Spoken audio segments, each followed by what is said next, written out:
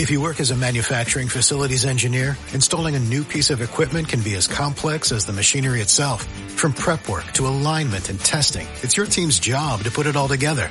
That's why it's good to have Grainger on your side. With industrial-grade products and next-day delivery, Grainger helps ensure you have everything you need close at hand through every step of the installation. Call 1-800-GRAINGER, click Grainger.com, or just stop by. Grainger, for the ones who get it done.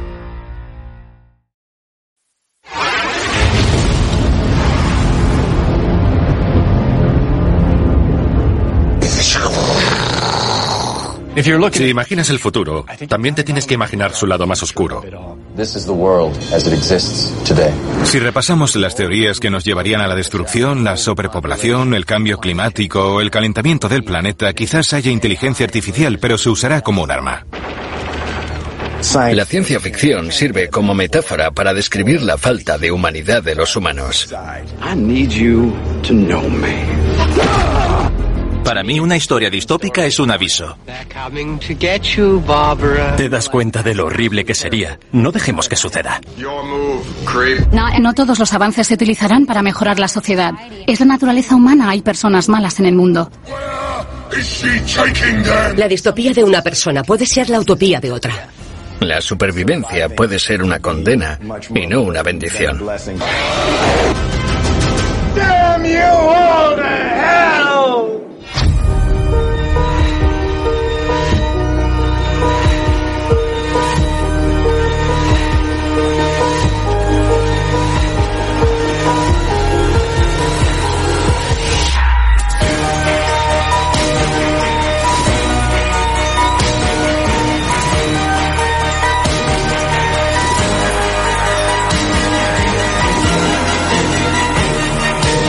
Historia de la ciencia ficción.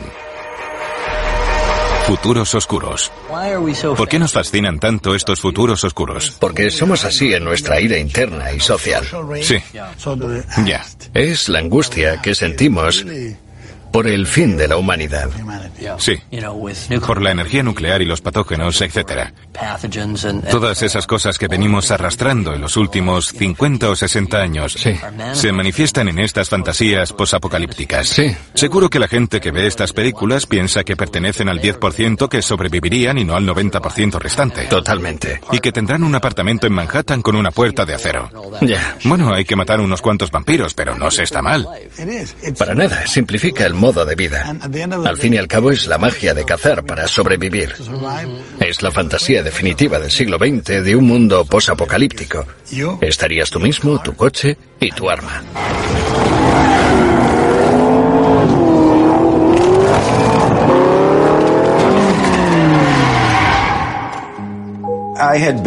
Llevaba años detrás de Soy Leyenda. Arnold Schwarzenegger la tuvo parada 10 años y no la soltaba. Yo decía, vamos tío, si eres gobernador, ya no la vas a hacer. Y con el tiempo dijo, vale, no la voy a hacer. El doctor Robert Neville es un virólogo dedicado a salvar a la humanidad, pero no lo consigue. Hay una epidemia mundial que convierte a la población en una mezcla entre vampiros y zombies. Y Neville es el único hombre que queda. ¿Cómo sería el mundo después de encontrar una forma para deshacerse de nosotros? Esa es la premisa central.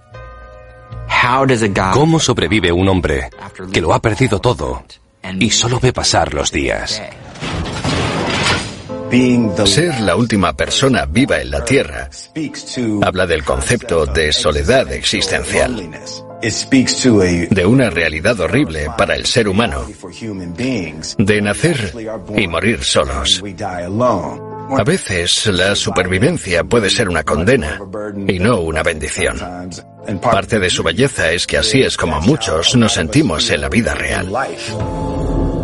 Cuando Will Akiva y yo conceptualizamos la película, queríamos conservar los elementos que hacían de Soy Leyenda lo que es. Una de mis imágenes favoritas de la novela es que al final Neville descubre que las criaturas que él pensaba que eran los monstruos no lo eran. Lo era él. que la mujer que retenía en su laboratorio era algo así como el amante de la criatura alfa que siempre le perseguía. Y descubre que si se la devuelve, puede que le deje vivir. Y así lo hace. Él los veía como monstruos y viceversa.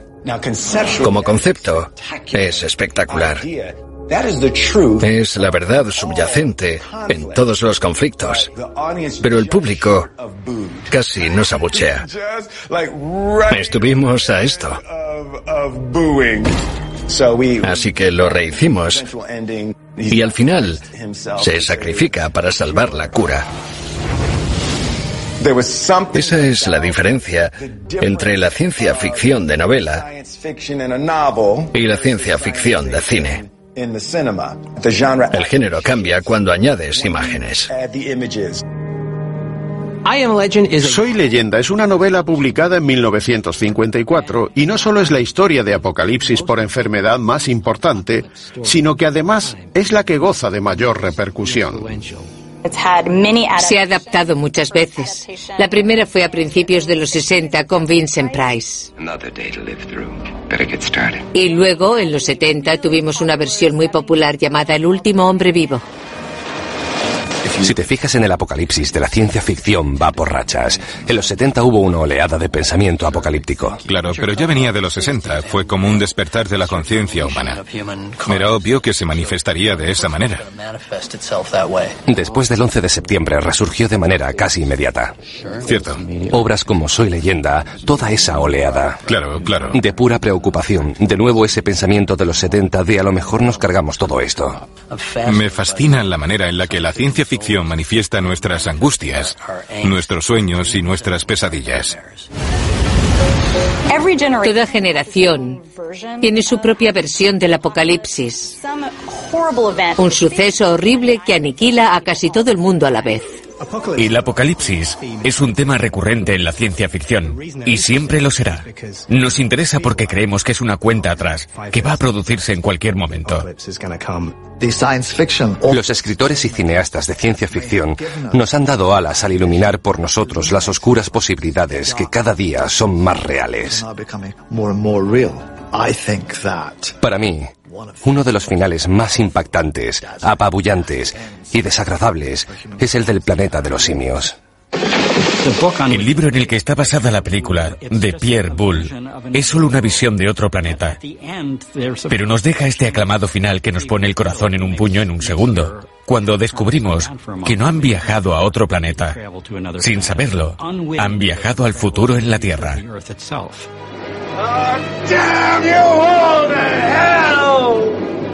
Acaba siendo una historia sobre nuestro propio futuro y nuestro destino. Es un futuro posapocalíptico muy lejano, en el que los humanos han sido reemplazados por simios. Y ahora solo somos unos animales idiotas.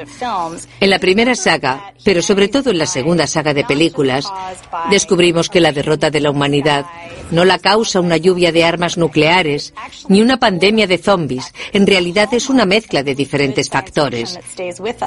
El sello distintivo de una buena historia de ciencia ficción es la idea de que el apocalipsis es complicado. Y este también es un buen ejemplo de apocalipsis en donde hay algo de esperanza. Recordamos El planeta de los simios como una película cínica donde los humanos lo echan todo a perder, pero al principio hay un momento precioso. En la primera película, Charlton Heston habla a los humanos del futuro, quienes lo descubrirán en 700 años, y dice: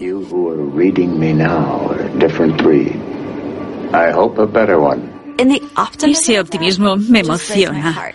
Sobre todo cuando vuelves a ver la película y sabes lo que pasa. Intenta avisarnos de lo que pasará mañana si lo fastidiamos hoy. Es como si tiraras una piedra en una piscina y se despertara en la última onda, donde lo que ocurrió en 1972 ha destruido el mundo. Es una promesa inquietante. Creo que todos vemos estas películas y apreciamos la verdad, esa idea inexorable de que todo desaparecerá y que nos volveremos innecesarios y prescindibles. Si repasamos a las teorías que nos llevarían a la destrucción, la sobrepoblación, el cambio climático o el calentamiento del planeta, quizás haya inteligencia artificial, pero se usará como un arma. No habrá solo un motivo. Exacto. Creo que los futuros oscuros en nuestra industria, el entretenimiento, están motivados por la paranoia. Sí. Cierto. ¿Es una paranoia sana o nociva? Muy sana. ¿Es sana? Muy sana. Porque siempre te preguntas qué pasaría si... Y si no lo haces, eres un idiota. Hay tantas historias sobre futuros horribles. Por un lado tenemos el apocalipsis y por otro la distopía.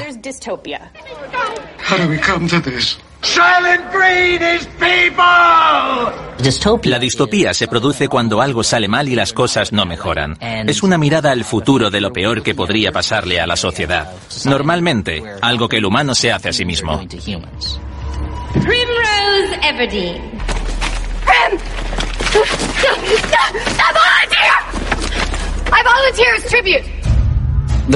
El mundo de los Juegos del Hambre es un mundo distópico, brutal y difícil.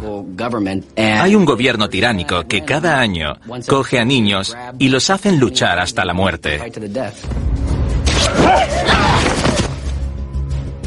Peeta es un personaje genial. Conecté con la sensación de que, a pesar de toda la locura que le rodea, estas circunstancias tan extremas no cambia su forma de ser.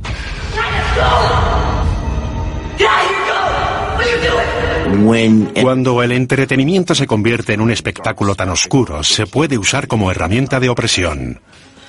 La idea de ver violencia como una distracción política se remonta a los antiguos gobernantes romanos que decían: dadles pan y circo, es decir, aseguraos de que tienen el estómago lleno y algo para ver y distraerse. Así no saldrán a la calle a protestar.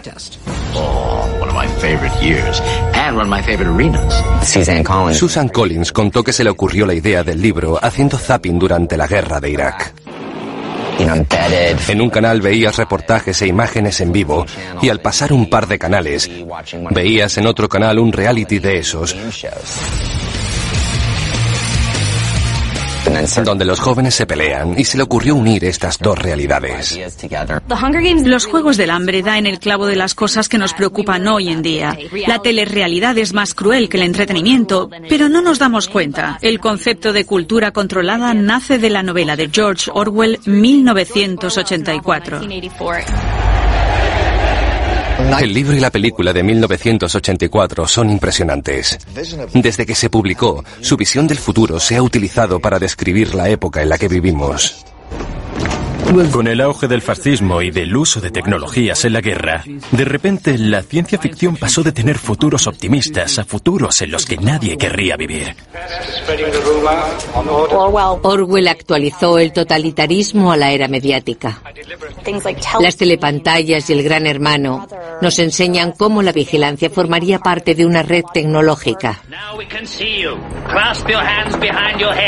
Lo más aterrador era que no insistía en un nuevo mundo. Más bien decía, esto es lo que podemos hacer con la tecnología que manejamos ahora. La ciencia ficción no busca predecir el futuro, sino elegirlo. Trata del mundo en el que estamos y la dirección que vamos a seguir. La ciencia ficción distópica parte del diálogo social. Y a partir de ahí, se desarrolla en una experiencia dentro del mundo real. We turn to Thailand, where protesters have been inspired by the Hunger Games movie. A three-finger salute is now a symbol of uprising. ¿Trata los Juegos del Hambre de la revolución? Por supuesto. Susan creó historias sobre la guerra y sus consecuencias para adolescentes y no se cortó ni un pelo. El instituto es el peor caso de distopía. Son otros los que te dicen qué puedes hacer, a dónde ir y quién debes ser. Pero en la literatura para jóvenes adultos, como en los Juegos del Hambre o Divergente, son los jóvenes, sobre todo las mujeres jóvenes, las que llevan las riendas y tienen el poder para cambiar el mundo que les rodea. Katniss es un personaje estupendo y su manera de luchar es creíble.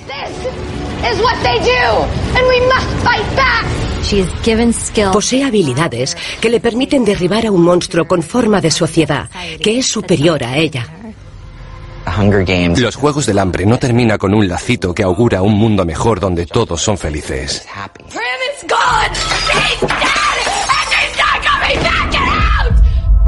Normalmente hacen falta muchas víctimas, muchas muertes y mucho dolor para que algo cambie.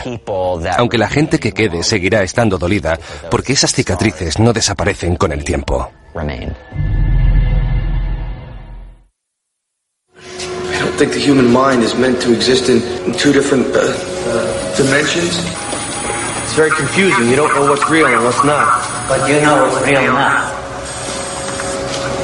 Yes, sir, I do. Lo peor de la ciencia ficción del futuro es el concepto de que puedes estar ya en un futuro oscuro y no saberlo. ¿Dónde ponemos la línea entre la realidad, los recuerdos y los sueños? Creo que el mensaje básico de toda novela de ciencia ficción distópica es que vives en un mundo distópico, lo veas o no. This is going to be very difficult for you to accept, Mr. Quaid. I'm listening. I'm afraid you're not really standing here right now. You know, Doug, you could have fooled me. Desafío Total es una adaptación de un relato llamado Podemos recordarlo todo por usted de Philip K. Dick. Fue el escritor de ciencia ficción más sobresaliente, surrealista y satírico de su época.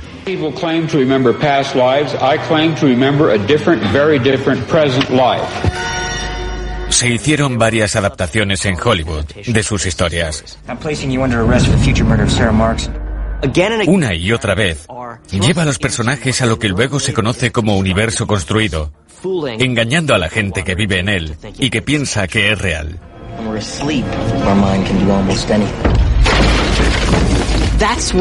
La buena ciencia ficción es la que te hace replantearte la realidad y la que te obliga a mirar lo que das por hecho en la vida desde una nueva perspectiva, a veces un poco paranoica.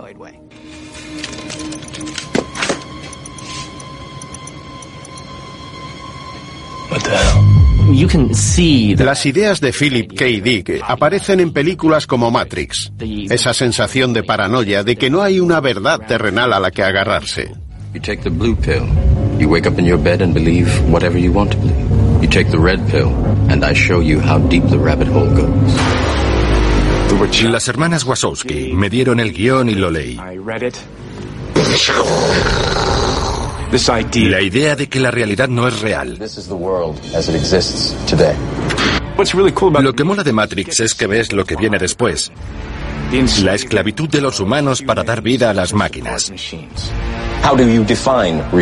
Tienes realidad virtual, agentes, morfeos y kung fu.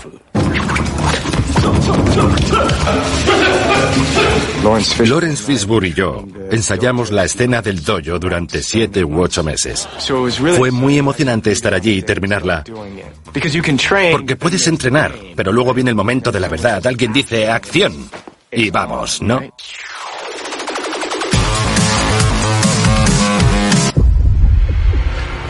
I know Kung Fu. En el mundo sintético de Matrix, nuestros cuerpos no nos limitan, solo nos limita la imaginación. Por eso puedes disfrutar del efecto bala.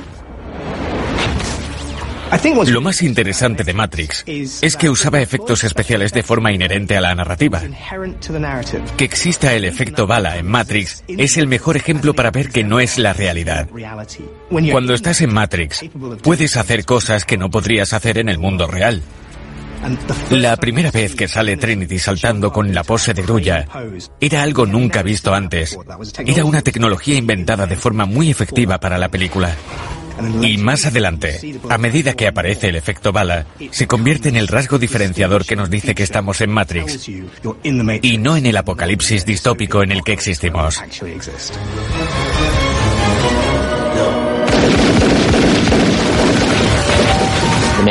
Matrix es una buena película si quieres ver efectos especiales y kung fu. Pero también si quieres tener debates con tus amigos sobre sus connotaciones filosóficas. Matrix predijo una sociedad en la que la gente podía conectarse y perderse. Donde ven lo que quieren ver y creen lo que quieren creer. Porque es cómodo y seguro, aunque sea mentira. I know this state doesn't exist.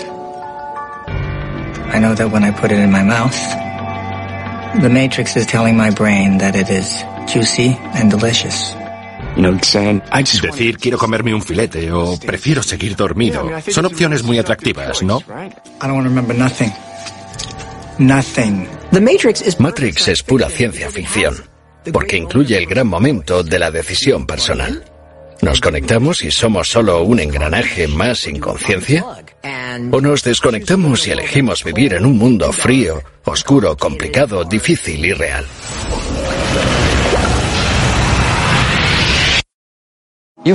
Tonteas mucho con la ciencia ficción. Todo el tiempo. Diría que El Caballero Oscuro y La Leyenda Renace son ciencia ficción distópica. Cierto. No es más que un estado corrupto e hipertrofiado. Sí, La Leyenda Renace es un futuro distópico repleto de demagogia y de todas esas cosas que podrían llegar a pasar. Creo que una parte de la ciencia ficción celebra el potencial humano. Sí. Donde solo un héroe puede salvarte. Sí, prácticamente.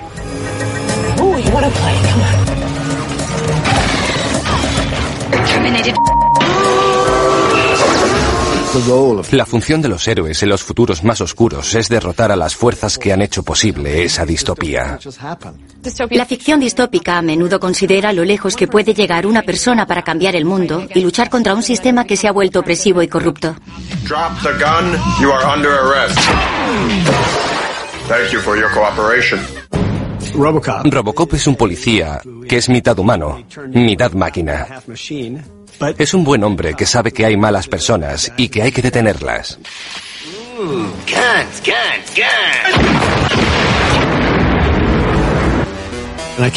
Tenía metido en la cabeza hacer una historia de ciencia ficción que estuviera ambientada en el mundo empresarial. Eran los 80, el principio de la generación de la codicia, y en Robocop quedaba implícito que vivimos en un mundo liderado por el dinero y las empresas.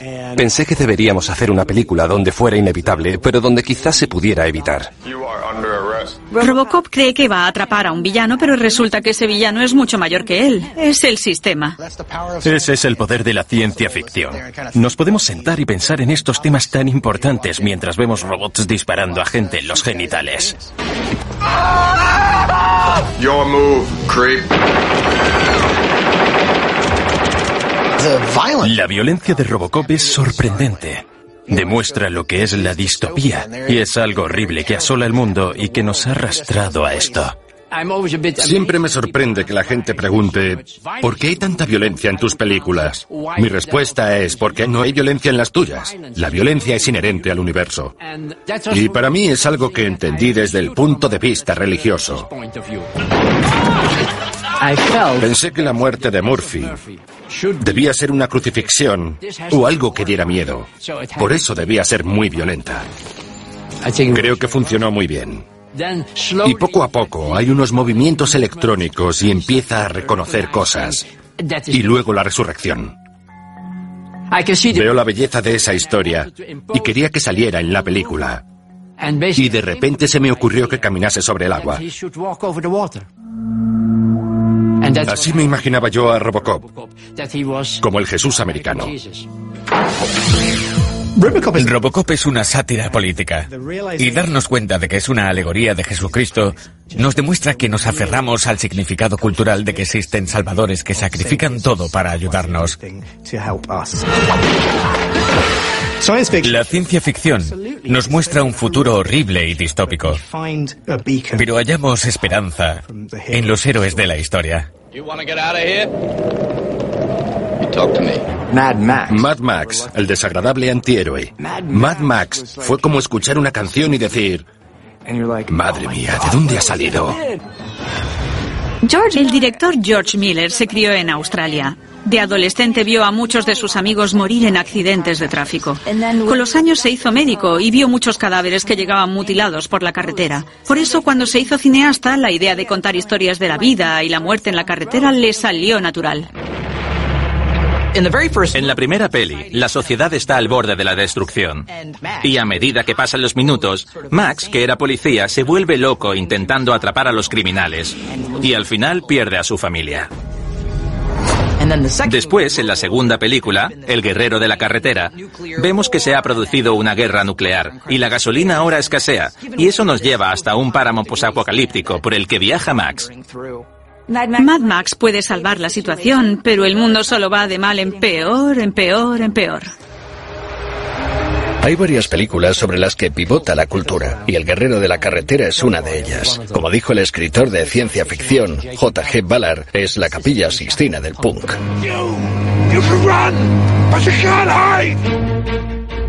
Soy dibujante de cómics. Escribo, dibujo y vivo rodeado de palabras e imágenes. Cuando George Miller me llamó porque quería hablar conmigo de Mad Max, le dije que sí.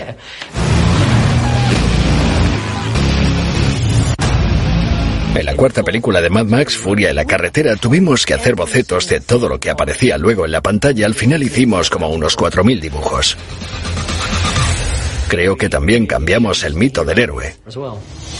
En Furia en la carretera, Mad Max es víctima de un trastorno de estrés postraumático. No hay razón para vivir excepto la propia vida. Ha pasado 20 años solo en el Outback con su coche y es como un animal salvaje. Lo llevan atado en el capó como adorno y lo usan como banco de sangre. Porque en Furia en la carretera lo más preciado no es la gasolina, sino el cuerpo humano.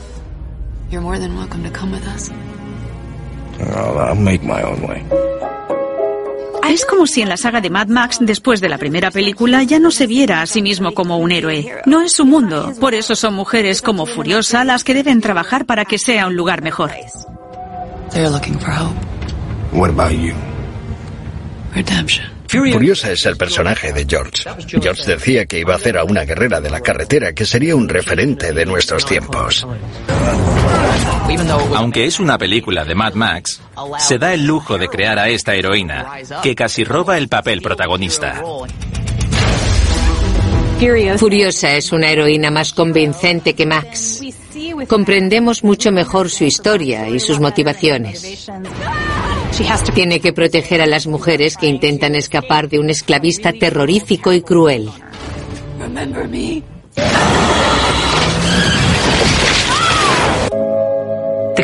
Llega un momento en el que Furiosa está herida, apuñalada y desangrándose. Y en ese instante Max la apuñala con un cuchillo y le inyecta su sangre que se mezcla con la de ella. Y aunque al principio no quería, se involucra. Ves cómo la energía masculina y la femenina se unen. Es una imagen muy potente. En cierto modo es la escena de amor. Y al final él se va. Cuando vemos a Furiosa en la plataforma por encima de la gente, nos damos cuenta de que puede ser la primera vez en una película de Mad Max que vemos un rayito de esperanza al final. Ahora existe la posibilidad, una verdadera esperanza de que estas mujeres formen una nueva sociedad gracias a la fuerza de Furiosa. Estas heroínas darán a luz a una nueva distribución del mundo. Van a recrear el futuro que existe en su ideología. No sabemos lo que pasará, pero eso es otra historia. Como sociedad ansiamos que se representen nuestras pesadillas en la pequeña o la gran pantalla. Sí. Me parece que en gran medida eso es la ciencia ficción. Así es, sí. Pero al adentrarnos en la era tecnológica y científica, nuestros miedos e inseguridades se convierten en ¿a dónde iremos a parar con todo este experimento humano? Siempre nos ha preocupado a dónde va el mundo y si habrá un final. Sí. Y la ciencia ficción se lucra de esos miedos. Claro. ¿Podemos al menos retrasar el apocalipsis? Ya. Alertar o recapacitar sobre una política. Todas las historias de ciencia ficción son un aviso. Las mejores historias son un aviso. What you're about to watch is a nightmare.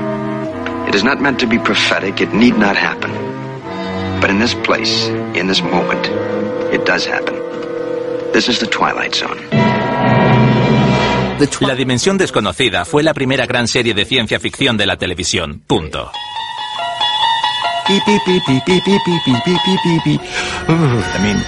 Todos recordamos los años 50 como una época tranquila y perfecta, pero la Dimensión Desconocida nos ofreció también su lado más oscuro.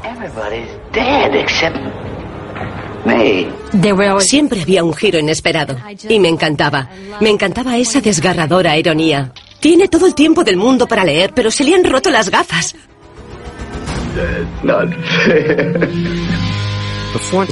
Antes de La Dimensión Desconocida, Rod Serling fue el dramaturgo más importante de la televisión en los años 50, pero le censuraban siempre que quería hablar de problemas sociales, raciales o políticos.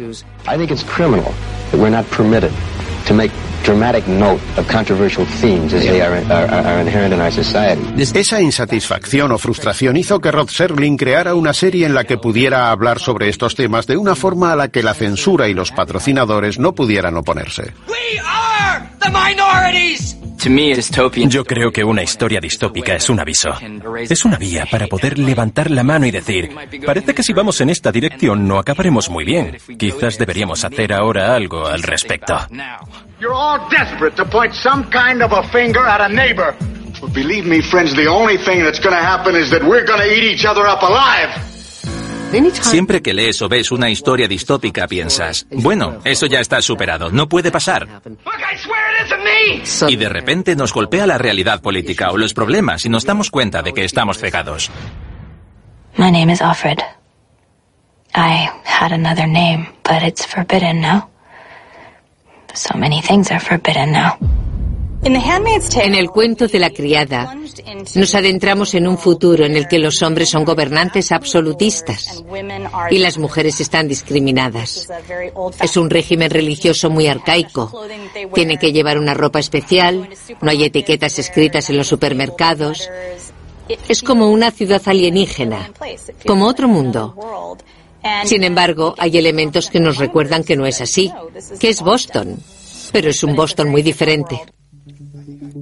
Me enamoré de El cuento de la criada por Defred. Por cómo mantenía la entereza, la confianza y la esperanza en esa situación tan horrorosa. Hubo una catástrofe medioambiental y la tasa de fertilidad descendió estrepitosamente. Le arrebatan a su marido y a su hija, y como Defred es una de las pocas mujeres fértiles que quedan, se la quedan como esclava gestante en casa de un comandante. The handmaid shall lie between the legs of the commander's wife. The two of you will become one flower, waiting to be seeded. We're flowers. Leda. What? It's nice. Lo que encuentro especial y me encanta de Janine es que todos piensan que está loca, pero ella solo ha tomado la realidad que se le ha presentado y contra la que no puede luchar y la combate a su manera. Porque lo único seguro en un futuro como criada es que vas a la compra y te violan. No he escrito en el libro nada que los seres humanos no hayan hecho en algún momento de la historia o que no hagan ahora. Por ejemplo, en la Alemania nazi, los hombres de las SS tenían asignadas mujeres biológicas. Ella solo recogió las atrocidades llevadas a cabo contra otras personas y las añadió al libro. Así creó el mundo de Gilead. Margaret Atwood leía mucho sobre los juicios a las brujas de Salem y sobre cómo castigaban a las mujeres que se salían de la norma. Era una manera de enviar un mensaje a todas las mujeres para decirles que, si no se comportan, morirán.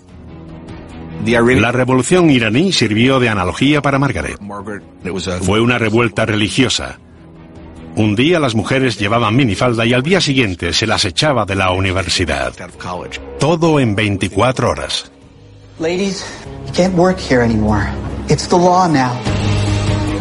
A Defred le quitan su trabajo y se da cuenta de que ha perdido el control sobre el dinero o la propiedad. Creo que esto tendría gran repercusión en los lectores de los años 80, porque las mujeres acababan de ganarse el derecho a tener tarjetas de crédito a su nombre en 1974. ¿Eres consciente de que ya hemos pasado por eso? De que Dios no lo quiera, podíamos ser nosotras. No es tan difícil que una sociedad se desvíe un poco para recrear ese futuro distópico. Las obras de ciencia ficción representan el desmoronamiento de la sociedad como un aviso. Es más fácil ver una serie y descubrir cuáles fueron los hechos más importantes que repasar tu propia vida. When they slaughtered Congress, we didn't wake up. When they suspended the Constitution, we didn't wake up then either. In a gradually heating bathtub, you'd be boiled to death before you knew it. Esa idea de consumirse es lo que da tanto peso al cuento de la criada. Es la revolución de una porción muy pequeña de variables la que se convierte en las alas de la mariposa que desata una enorme tormenta. Yo lo veo como un aviso, no creo que sea una predicción. En las ascuas de la resistencia es donde se aviva el fuego, porque puedes quitarle todo a estas mujeres. Les puedes quitar sus familias, les puedes arrancar los ojos, pero no puedes quitarle su humanidad personal. Por eso no hay que bajar la guardia, porque si no, lo que te queda es Gilead. This may not seem ordinary to you right now, but after a time it will. this will become ordinary. I'm keeping this group together, alive. But get one thing straight. You're staying. This isn't a democracy anymore.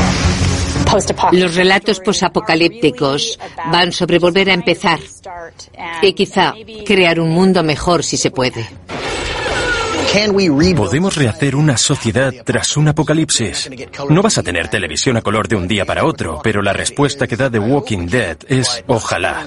Pero no todo el mundo querrá llevar una vida tranquila. Yo escribí el cómic sobre un grupo de seres humanos normales y cotidianos que intentan sobrevivir al apocalipsis zombie y rescatar algo de lo que era antes su mundo. La razón que te hace seguir The Walking Dead es que los personajes son fascinantes. Luchan por descubrir dónde encajar en un mundo en el que ha desaparecido la sociedad y todas las reglas han cambiado. Do it, Dad. Do it. Las historias posapocalípticas siempre hablan de lo que le pasa a la gente y en lo que se convierten. Creo que es un tema recurrente en la ciencia ficción, que viene de la mitología de zombies de Romero, de sus películas. George Romero inventó los zombies. Los zombies no existían antes, al menos no eran como los imaginamos ahora. George Romero leyó Soy Leyenda y le encantó el concepto de estar en guerra con un mundo inconsciente. Pero lo que hizo él fue fundamental para la maquinaria moderna de los zombies. Los usó como crítica social. Lo mejor de las pelis de zombies es que profundizan en nuestro miedo a la traición. Esa paranoia que tenemos los humanos de que nuestros seres queridos van a volverse en nuestra contra. Buscan nuestro miedo hacia los depredadores. Nos dan miedo porque nos van a comer. También a la sobrepoblación. Y a las enfermedades. Lo que me molesta de estas pelis es que presentan unos escenarios increíbles y muy buenos personajes, pero la película se acaba. Como escritor siempre me quedo con ganas de más. Pienso que se están perdiendo una gran oportunidad, que podrían seguir a estas personas durante muchísimos años. Yo diría que después de 8 temporadas de The Walking Dead, hemos maquillado a más de 16.000 caminantes. De joven, estudié un poco de fisiología, anatomía y arte. Para mí siempre es importante subir en nivel de realismo y crear algo que el público vea espantoso y transformarlo en algo por lo que sientas compasión. The Walking Dead muestra diferentes maneras en las que podemos reconstruir una sociedad después de un apocalipsis. Rick Grimes y su grupo se encuentran con diferentes tipos de civilizaciones en el transcurso de The Walking Dead. Lugares como Woodbury, liderados por el gobernador, o Alejandría, que es un refugio construido por los habitantes de Washington DC como lugar de retiro. Pero la peor de todas las sociedades que nos hemos encontrado es la de Negan y su grupo, los Salvadores. I'm gonna beat the holy hell out of one of you.